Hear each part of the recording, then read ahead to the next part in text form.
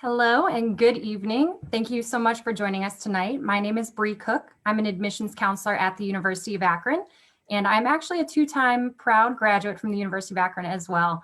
I was also a first-generation college student, so I was the very first person in my family to go to college, and navigating that planning process was really a stressful time for me. So we at the University of Akron decided we wanted to offer a session for you to get started on that college planning process, hopefully to make it a little bit more simple for you, a lot less stressful as well.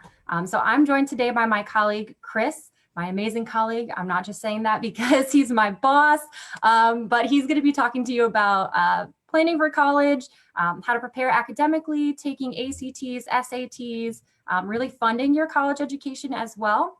So he'll do a PowerPoint presentation, and then at the end, we will have some time for questions.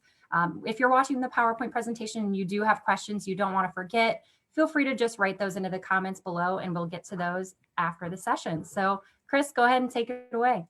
Hey, thanks so much, Bree, and thank you everyone again for joining us this evening. I think both Bree and I are very passionate about helping students, and we just want to do whatever is best for you. And so, we hope that you do eventually check out the University of Akron, but really just are encouraging you to check out all your options for higher education, whether that is a public university, a private, or a community college, and some other options as well.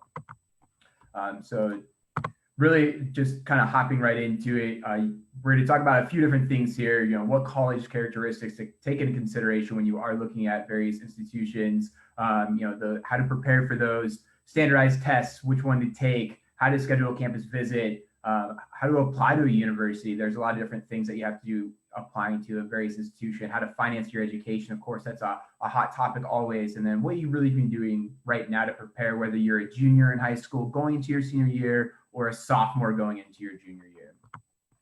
And so, as I mentioned, you do have a lot of different options after high school, trade schools, apprentices programs, going to the military, then maybe going to college, checking out community college, public universities, and private college or university. So you can see you have just so many choices, and there's even more than this.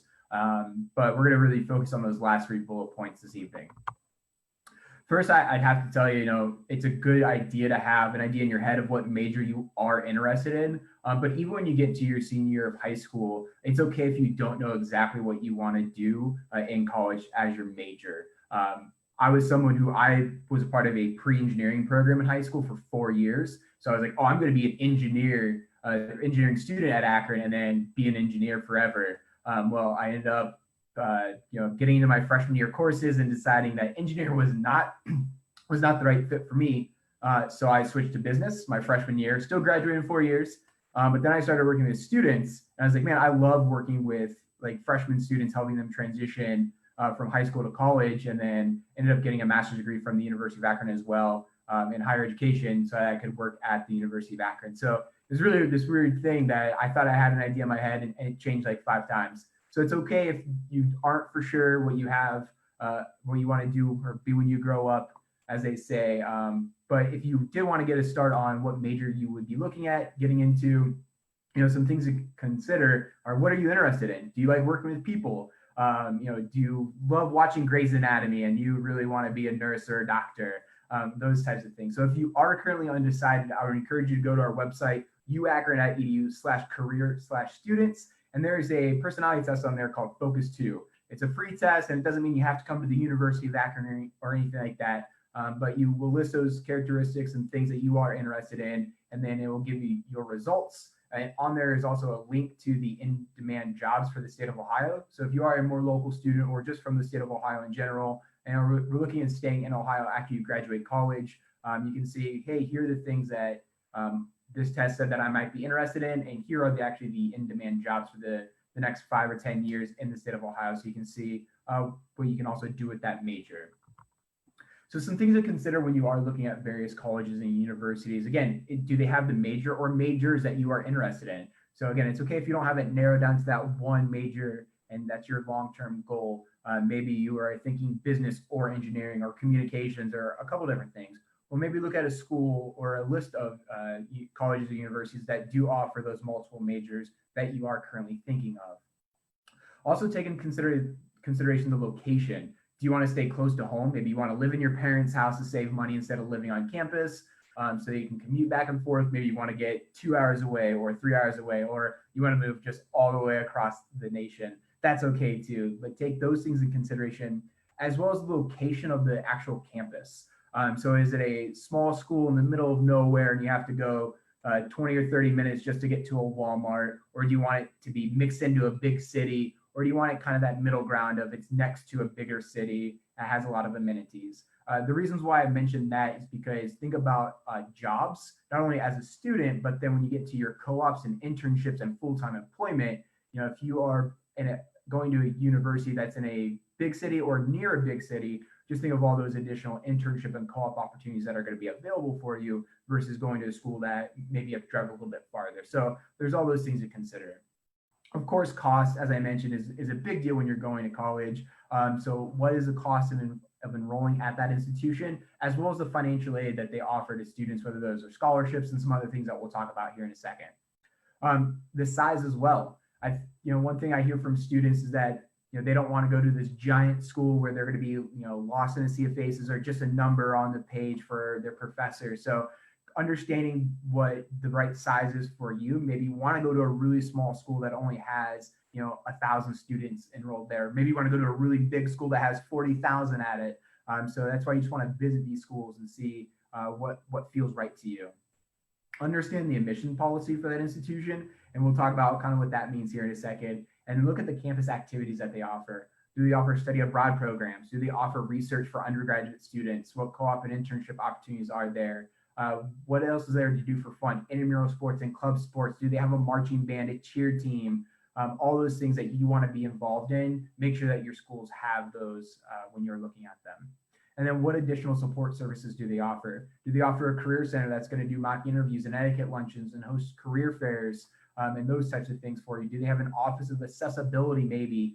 If you're a student that maybe you are currently on an IAP or you have a learning disability, what services can the university provide you to set you up for success as you move through your college career, maybe even tutoring services and just a wide range of things there.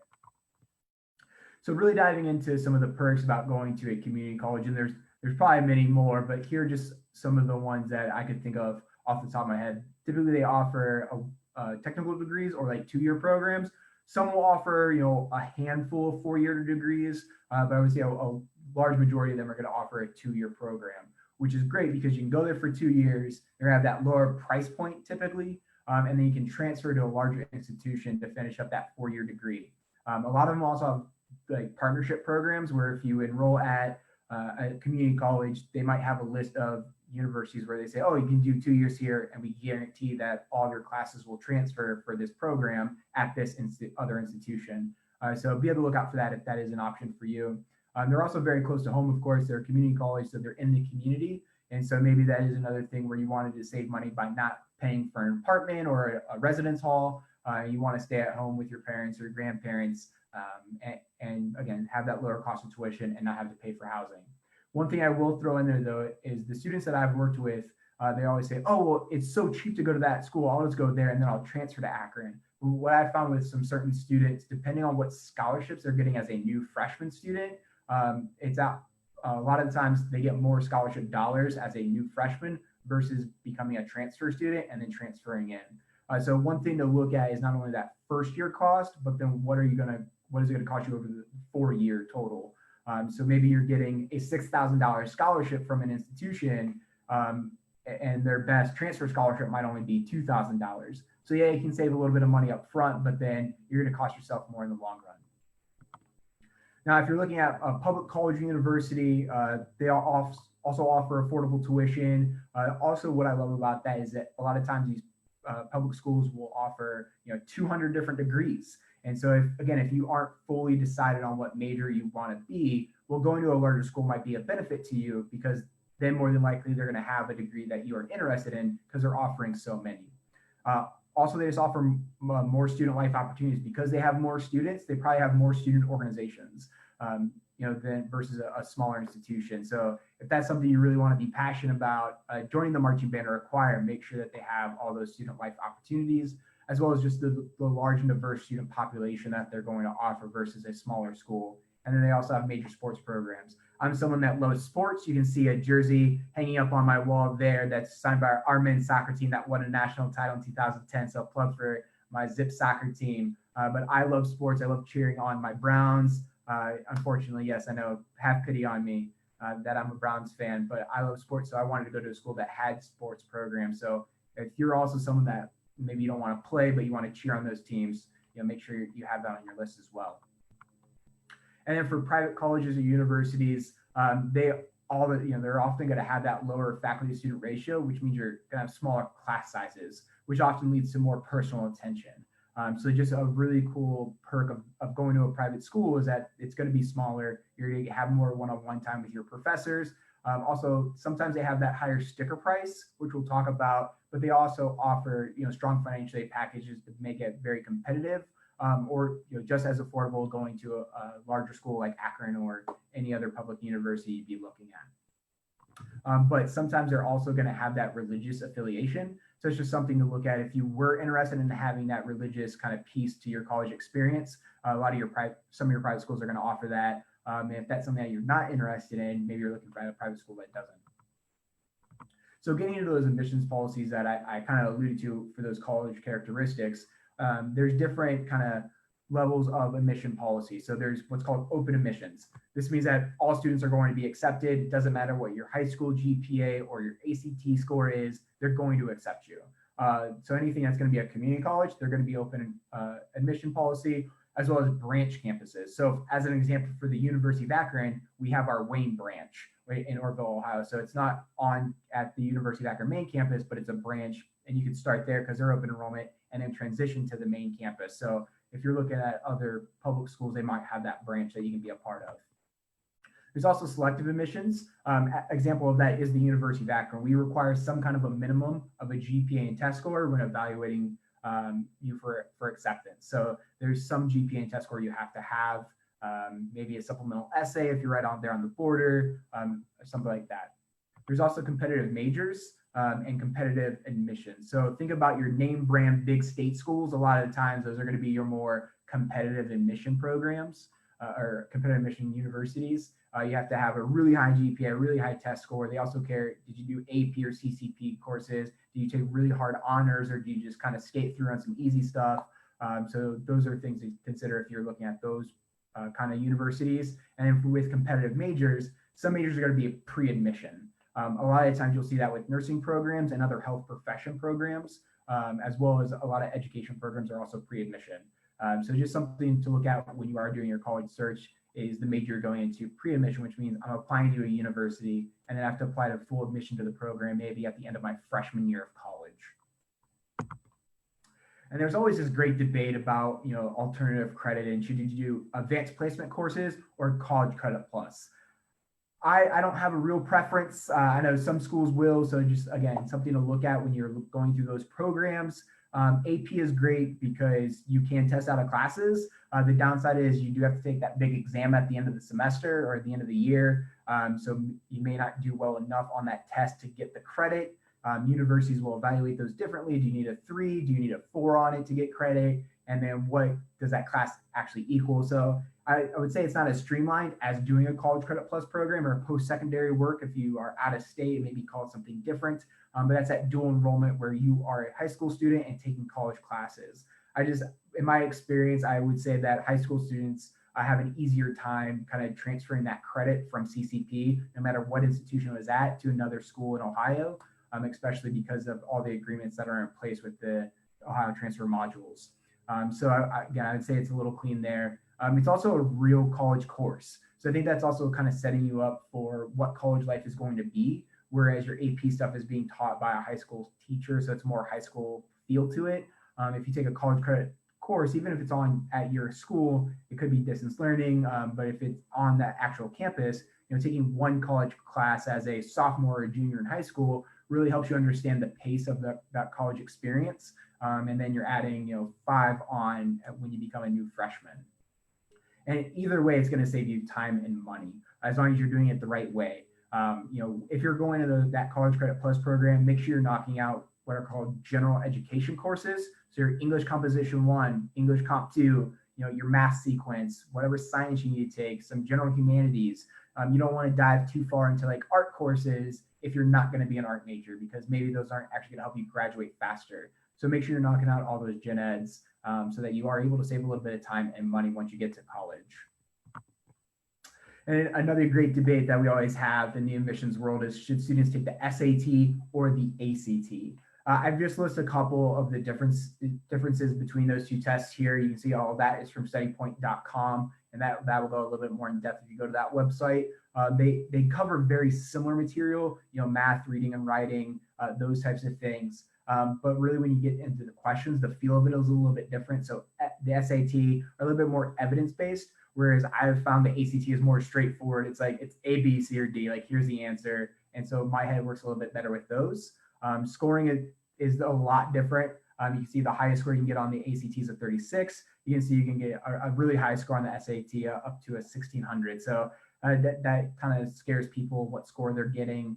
And then they're both offered multiple times throughout the year. And you can see it's about 5-ish weeks that you need to register for the test before the test actually happens. So it's not something you're gonna wake up on Tuesday morning one week and be like, oh, I want to take the ACT this weekend. Let me sign up for it. You have to kind of plan that out. And that's good, because I'd also encourage you to study for either test that you take, because a lot of times your merit-based scholarships at an institution are going to be based off a combination of your GPA and your standardized test score. So it's worth taking that test at least once and studying for it, but then taking it maybe 2 or 3 times to see if you can increase your score. And the big thing right now, ACT just rolled out for this upcoming year, is the individual retake for various sections. So instead of having to retake the whole ACT, they're going to start allowing students just to take one specific section over. So that will save you a little bit of time, because you don't have to take the whole test. It's also going to be at a lower price point than retaking the whole test. So when you are going through your college search, you just have to ask those various institutions, will you super score? Will you accept an individual retake test? Also, due to COVID-19, you're going to start seeing a lot of schools go test optional for the 2021 class. So if you are currently a junior in high school going into your senior year, some of the schools you may be looking at aren't actually going to require you to take the ACT. So just another thing to consider. For my sophomores, you're probably going to have to take it, so plan on doing it. And if you were doing College Credit Plus, you already had to take it anyway, so you're kind of ahead of the game.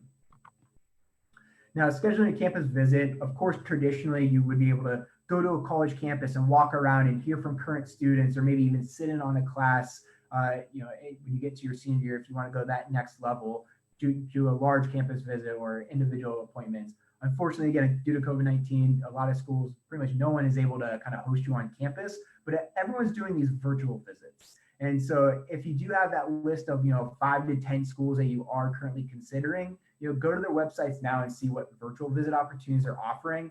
I think that's a great first look. And also, you don't have to waste gas money by going somewhere that's 3 hours away from your house. So you're actually able to open up your college search here from the beginning and do these virtual visits and see, do they have the major that you want? What are those support services that they offer? What is the cost of tuition? What scholarships do they offer? All those things that we talked about a little bit earlier, those college characteristics. And you can kind of see, hey, I don't have to waste this whole day and miss all this schoolwork and everything to go visit a college campus that's not the right fit for me, because they don't offer the things that I want. So I think that's a great opportunity. But then once campuses do open and we're able to kind of host students and families on campus, or whatever school you're looking at is able to, I would really encourage you to go to that campus and actually do a real college visit. We're able to see what the student body looks like. You're able to see what campus looks like, how close is it to the city, how beautiful everything is. One thing I always hear from students that are on campus for the University of Akron, they're doing their visits. Once they're on campus, they always say, oh, I feel like I belong here. And so I just think that's something that you can't replicate via online video or a chat or anything like that. You have to be on that campus and see if it feels right. And so if you go to a college campus and you do your visit and it just feels right, I'm moving those up to the top of my list. If you go to a college campus, you're like, nah, I just don't feel it. That's okay. Maybe it just wasn't the right feel for you. Not a big deal. Maybe you're moving them down the bottom of your list, but maybe you still apply just to have them. And then again, financing your education is always a big thing. We're going to talk about price points here in a little bit, but there are multiple funding sources, and I would try to encourage you to take advantage of as many of these as possible. So you may have heard of the FAFSA. That's how you get grants and loans from the government. So you just go to FAFSA.gov. It's going to become available October October 1st of your senior year of high school, and you fill that out every year that you are in college. And you don't have to know the exact institution you're going to go to send your FAFSA. You actually can list up to 10 different colleges and universities on one FAFSA. So as long as you have your list narrowed down to 10 by October 1st of your senior year, you can send your FAFSA to all those schools, go through the application process, find out what scholarships are going to offer you, and then do that additional kind of on-campus visit and narrow down your search that way. There's also this thing called work study, and that's where the federal government actually pays your wages for an on-campus job. So that's just something to note. If you are offered work study, that means you want to apply for some on-campus jobs. And there's various scholarship opportunities through the colleges and universities. I mentioned the merit-based scholarships already are going to be based off your GPA and your test score. So again, it's worth getting that GPA up as high as you can and retaking that ACT or SAT and try to boost that score as well, because that'll give you a little bit of cash. Most of the time, academic departments will also have additional scholarships that you can apply for. So maybe you're interested in the College of Engineering at a school. Well, go to their website and see if they offer scholarships for engineering students. Some are going to be more leadership based. They might have private or endowed dollars from alumni. And so, looking at all those various funding options for you. I know a lot of art students as well. There'll be like portfolio review days where you'll submit some of your work and they may award you additional scholarships, or maybe you're in the School of Music and you're going to be a saxophone major, something like that. You might have an audition where they might award you additional scholarships. So look for all those things. And of course, one thing I always hear from students is, oh, well, I'm going to be on the football team or I'm going to be on the basketball team. And so I'm just going to get a full ride. I'll tell you that not a lot of athletic programs give full rides, especially when you get into like your soccer, your tennis, your golf, all those. Football will offer some full rides. Basketball will offer a few as well. But once you're a junior in high school, D1 coaches are able to talk to you. And so if you get through the end of your junior year and into your senior year and you haven't really had serious conversations with a coach yet, you may want to start looking at going to a D2 or 3 school if you really want to play it, or see what club options are going to be at that D1 school. So you can still have that feel of going to a D1 school and have all those great amenities, but also stay athletically competitive. And then again, as I mentioned earlier, those transfer scholarships are going to be typically, in my experience, are going to be a lower amount being awarded as a transfer student.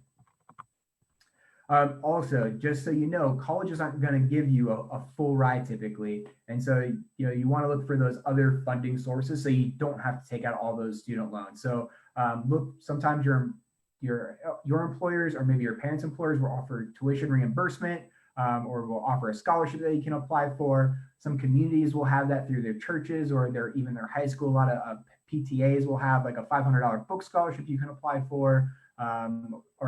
There's a wide range of offering also on collegescholarships.org and fastweb.com are like the 2 big ones. So even if you're not a senior right now, go to those websites and kind of see what's already out there. And I would just really encourage you to take the time to spend some time looking for those scholarships and writing the necessary essays. I would say that's one of the mistakes that I made going through my college search. I did not do any of that. So I just took out all these extra loans to pay for school. And I could have just written a couple of essays and maybe I would have gotten some extra money. Another thing I hear from students, they'll be like, oh, I don't want to apply for that one. That one's for only $500. Like, that's $500. If you write an essay and it takes you a half hour or an hour to write an essay and you can submit that application and they give you $500, that's another $500 that is in your pocket that you don't have to take those loans out. And also, if you're applying for 4 or 5 or 6 or even more of these $500 scholarships, that adds up pretty quick. So if you are getting a little bit of scholarship money from an institution, plus these external scholarships that you can take to any school, well, then maybe you're getting your tuition covered that way. So just don't discount, those $500 scholarships.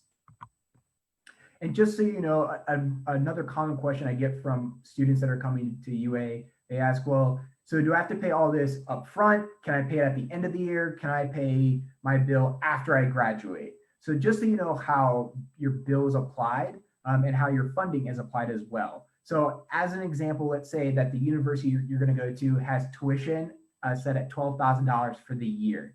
That means your fall bill will be $6,000 and then your spring bill will be $6,000. So you only have to pay half for the fall to go to class, but the money that you receive is also cut in half. So in this example here, you can see that I received a merit-based scholarship based off my GPA and my test score for $1,500. Well, I get 750 of that in the fall and 750 of that in the spring. So that's another question I get from a lot of students. They'll say, oh, I have a $1,500 scholarship. My bill is $6,000. I'm going to put all that in the fall. Well, unfortunately, that's not how it works. It gets split in half. So you get half in the fall and half in the spring. So in the example that I've just listed some basic numbers just to make the math easy for myself. You can see the total aid that I received was $9,000. So you take the 12,000 minus 9,000. Out of my pocket, I have to pay $3,000. So for that, I could either use that external scholarships that I applied for, or I'm mowing lawns this summer and saving up money and using that to pay for college, or seeing if the university offers a payment plan where I can put a down payment and then make monthly payments throughout the semester. So again, just one of those things that I wanted to highlight for you. And then again, kind of looking at the cost of college education. If you look at a community college, most of them I've seen are going to be about $6,000 for the year. So just know $6,000, okay. And then I'm going to apply for, use the FAFSA, maybe they offer scholarships, apply for those external scholarships. When you look at, those public universities that are in state, they're going to be up closer to that $12,000 a year. So boom, you've doubled in price. But again, they probably offer you additional scholarships. And again, if their transfer scholarships are going to be lower than your new freshman scholarship. So again, you got to do that math for 4 years. If you're looking at a public school out of state, it's going to be even higher of a tuition. And then for a private university, I've seen them, $35,000. I've seen them as high as $50,000 for just tuition. So again, that high sticker price scares a lot of students. But again, if you go to that campus and do a visit and see what additional scholarships they offer students, that cost might come down. I've easily seen students get a couple $1,000 scholarship from a public institution and then get a $25,000 scholarship from a private school, and boom, right there, you're competitive. And so what can you be doing right now to kind of get prepared for this? One, you're already watching this, which is amazing. I don't think I would have been in my junior year of high school on a Wednesday night and go to Facebook Live and learn a little bit more about the college search. So you're already taking a great step right now. I would tell you to get involved in your high school. Again, if you're looking for those more competitive admission programs at those various universities, they want to see that you were president of an organization and multiple organizations. You did more than just going to class and getting straight A's. Also, I encourage you to job shadow. So if you are interested in becoming a nurse, once everything calms down, maybe you go and shadow a nurse, or maybe you want to be a police officer. You want to go shadow them for a day. Make sure that that's a career that you actually want to invest all this time and money into getting that degree to go do. Make sure you do take those admissions tests of the ACT or SAT, or find out what the schools that you're interested in, which ones they require, if any, at this point. Think about those college characteristics that we mentioned earlier, and then actually visit those campus when you're able to. Again, I can't stress that enough of actually going to a campus and going to it multiple times. Go to one of those large visit days where they are able to talk to an academic area, and then apply to that school. And then in the spring semester, maybe you can ask if you can shadow a current student and sit in on classes for a day and make sure that, yes, this feels right, and I love the atmosphere and all those things. And then make sure you enroll in CCP or AP courses if you're able to. Again, I made that mistake of not doing it in high school, and I wish I would have, because I would have saved time and money. So if you're that student that wants that extra academic experience, I would really encourage you to check out those AP or CCP options. And with that, I will open up for any questions that you may have. So Bree, what do we get?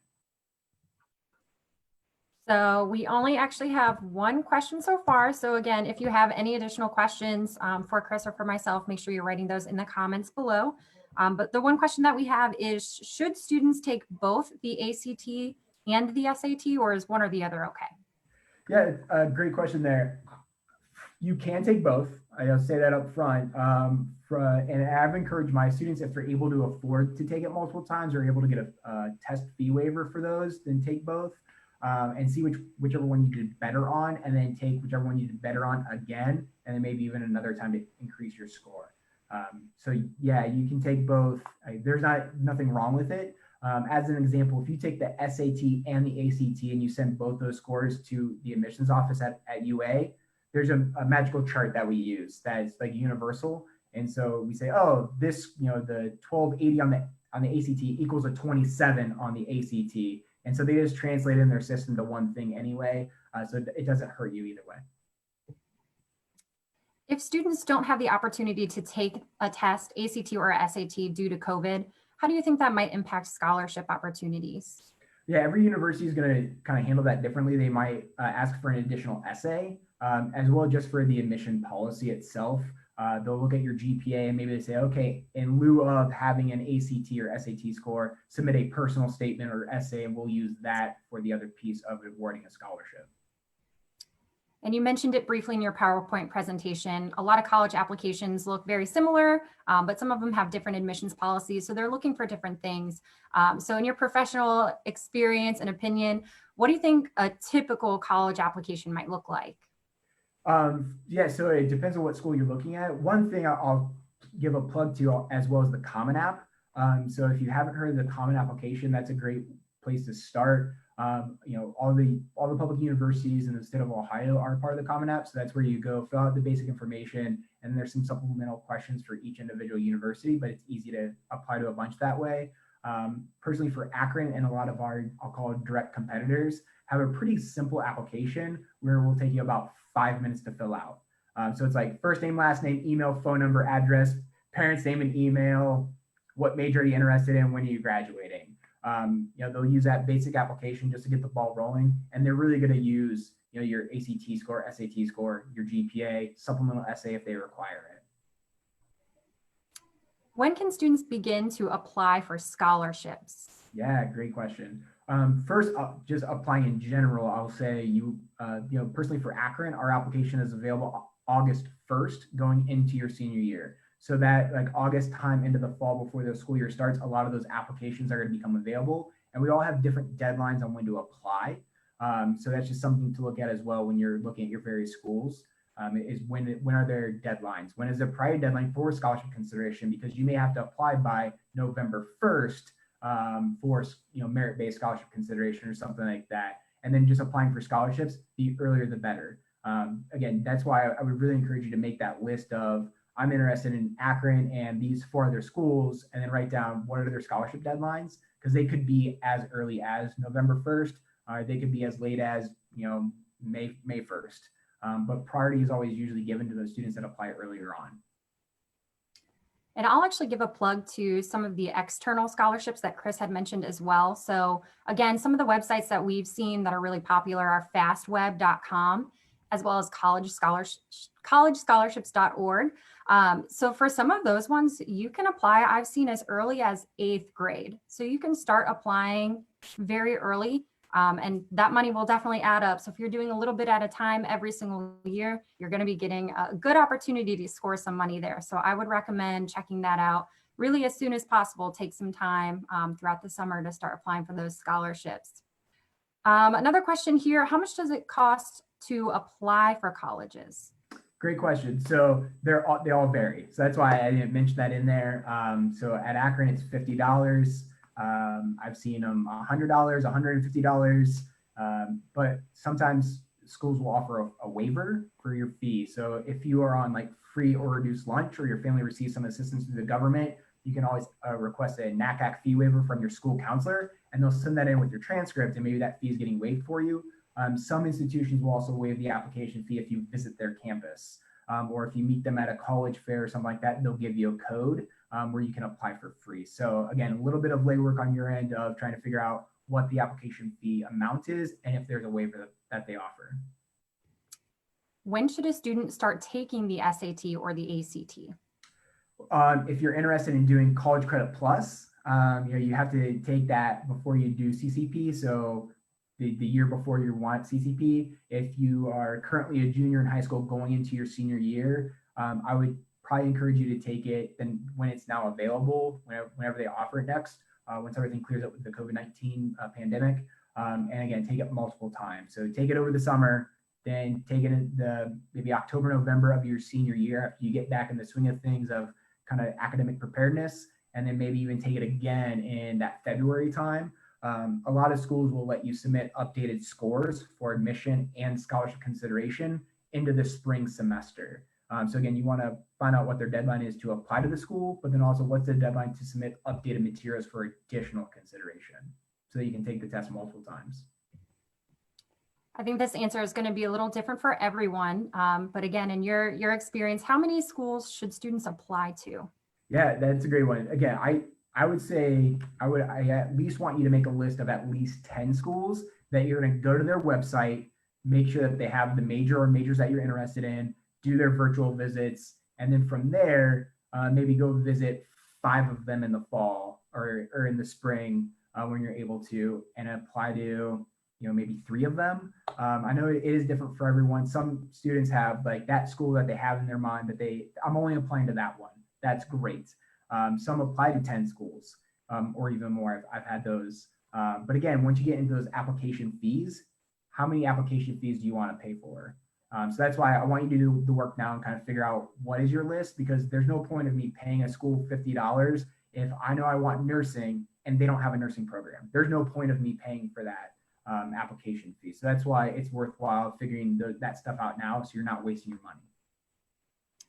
And you mentioned early decision, even early action, rolling admissions, a little bit with the scholarship applications. But could you kind of talk about the differences between those and maybe some benefits of applying early? I would say it's always a benefit to applying early to institution, because typically you are going to find out that scholarship earlier on, and that is going to be a big part of your decision. A lot of schools will handle that differently. They'll have like an early action deadline where maybe it's just priority admission if you apply before that certain date. A lot of differences that are happening now in the admissions world of binding and non-binding admission decisions. So just something to ask those various institutions if it is a binding admissions decision, if you're applying before a certain date. So some will have that early action deadline and they'll push that out to you. And some I would say are more soft deadlines of like an early action. They'll say, oh, well, November 1st is the priority deadline, but you can still apply after and it doesn't mean anything different. And for the University of Akron specifically, when do we start opening up that application process? Yeah, for incoming freshmen, the application will become available August 1st going into your senior year. The priority deadline will be November 1st. That's why I use that example. And we will allow you to submit updated GPA and test scores all the way until May 1st of your senior year for additional consideration. And could you just talk a little bit more about work study and the benefits of work study? Certainly. So even if you aren't awarded work study through your FAFSA, there's still going to be student employment opportunities on campus. Just some jobs, for a state school to receive funding from the government, they have to offer work study jobs. And so a certain number of jobs are going to be work study only. That means that they will only hire a student that was awarded work study because then the government's paying for it. But there's also just student employment jobs. So if you want to work at the rec center or at the Starbucks that's on the campus, or even across the street, there's a McDonald's and you want to work there, well, that's not even on campus. So you can do that. It's a normal job. So just when you look at their student employment website, some jobs might just say work study only. And that's why I just highlighted that if you were awarded work study, look for those jobs because you might have a better chance of getting them because less people are probably applying to them. So when does Akron normally let their applicants know of their admissions decision? Yeah, so we do it on a rolling basis. Typically, the first kind of acceptance emails will go out in September, like that beginning part of September. Once you're in school and you sending that transcript and that test score, and then within 24 hours of reviewing your application, we send you an acceptance email. So it's on a rolling basis. We don't like to wait until December and get them up and then do a big batch. We want to make sure that you have that peace of mind of knowing that you have been accepted to the University of Akron. And do you know of any resources that students can take advantage of to help prepare for the ACT or SAT? Yeah, there are some free stuff through the Army actually that not a lot of students know about. So if you go to the Army website, they have some like free stuff there. There's a bunch of flashcards and practice tests that you can take online. Typically high schools will offer a practice ACT or practice SAT as well. So I would take that. I think when I was in high school, it was like $10 to take. So it was definitely worth it to kind of get in that environment and understand what that test was going to be, and just do all the flashcards that are offered because they are standardized tests. So they put that information out there to help you study. This answer is really going to vary depending on the type of the school that you're applying to. But what do you think is an ideal ACT score? Yeah, so again, it depends. If you're looking at a community college or an institution that's open enrollment, it's not going to matter. If you're looking at a school that has some admission criteria, you're probably looking at, I would say, the higher teens to be accepted, but not only to be accepted, but what is their scholarship? So, at Akron, as an example, if you have a 3.0 high school GPA and a 20 on the ACT, we'll give you our Akron Guarantee Scholarship. But the higher your ACT score, the more money we give you. So that's why when students ask that, I always say, well, don't ask what's the minimum. Ask me what the benefit is of getting the higher score. And that's why I would just encourage students to get as high a score as possible. And then again, if you're looking at those more selective schools, it's going to be, you need a 30 or 33 to get in. So we have a question about transferring to a new college between your bachelor's degree and your master's degree. So Chris and I do really focus on working with undergraduate students for the most part, but both of us actually chose to stay at the University of Akron for our master's degrees as well. So Chris, do you have anything to add about if it's better to go to a different institution between bachelor's and master's? Any thoughts on that?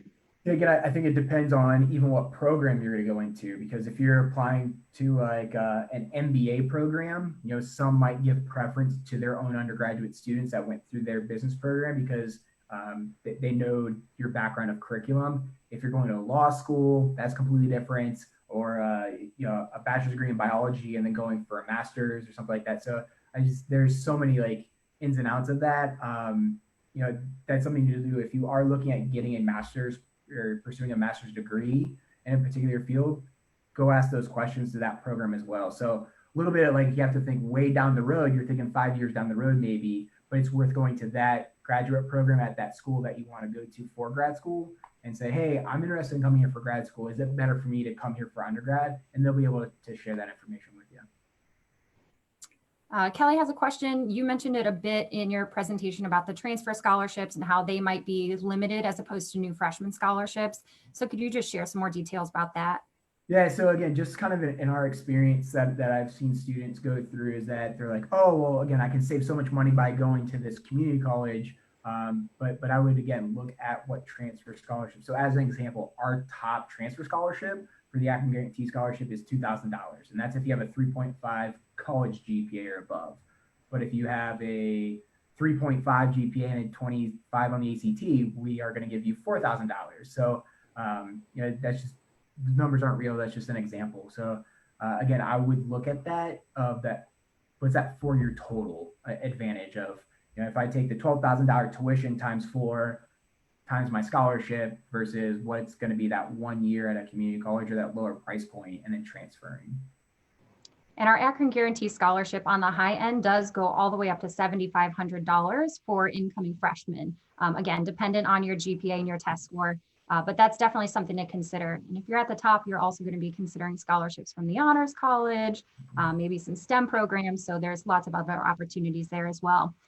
Ebony has a shout out for you. She says, I love the Akron jersey in the background. Forever. All right. We're getting to the end of questions. I have one question for you. I'll give you all just a couple more minutes here. We're going to wrap up. So if you do have your last minute questions, feel free to drop those in the comments now. But my question for you, Chris, is why did you choose the University of Akron? So think back to your senior year. What did your college planning process look like and why Akron? That was a long time ago. I know I look young. It's because I moisturized. That's the secret. Sunscreen. Yeah. For me, again, I was thinking I wanted to be an engineering student, but also in the back of my head, I was like, well, maybe I want business.